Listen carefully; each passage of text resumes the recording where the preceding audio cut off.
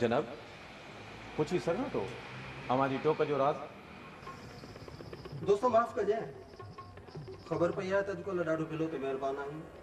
अलाए बिलो तो ते महिरबान। ताड़ी हमेशह ॿिनि हथनि सां वॼंदी आहे। हाँ, पर उहे हथ ॿई हमेशह साॻिया नथा रहनि। शायदि हिक ते दौलत जो रंग चढ़ियल आहे ऐं ॿिए ते मजबूरीअ जी मेहंदी। शाइरी त हमेशह मूं ई कई आहे, पर तुंहिंजे लफ़्ज़नि में एॾी गहराई। बिलो सां इश्क जी चोट खाधल अथई या रकाबत जो रंग? चीनी हथां भॼण में देरी नथा कनि। उहे बि बाज़ारी, कुझु ॾो उन्हनि ॾे, कुझु असां ॾे। विरह बि ॿार न खणी सघियासीं। ओह, मां सम्झी वियुसि। बिलो खां वधीक बेवफ़ा जी बुई मूंखे तोमां थी अचे। हालांकि मुंहिंजी मुलाक़ात खे एतिरो अरसो नाहे थियो, पोइ बि मां सम्झां थो त ॾेठ तो में ई आहे। न त हू त बादशाहज़ादी आहे, नंढी वॾी ग़लती खे त ॾिसंदी ई नाहे। हा, तूं ठीक थो चवीं। दिल जे हसरतुनि जा महल जॾहिं खंडर थी वेंदा आहिनि त का बि तमन्ना बाक़ी न रहंदी आहे। ख़ैर, तूं वञ, मुझ तोखे बि सेखारे छॾींदुमि।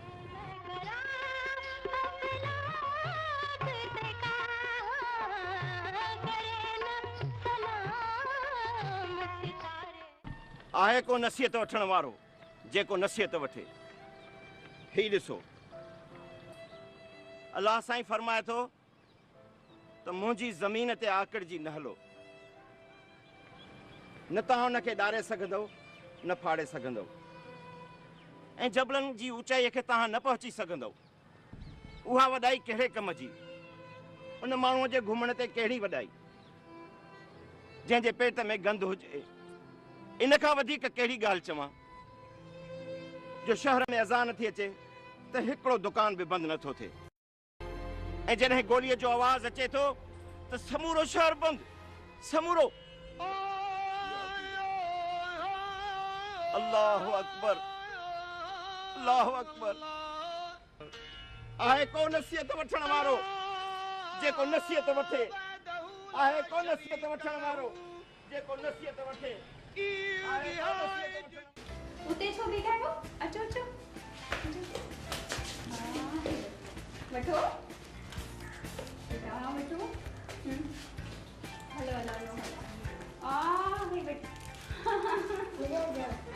हे वठो। ये बेटा, ये तमारा, ये तमारा है। ये माँ इन्हें करे बिराया भाई, जम्मू अलग साइड का ध्यान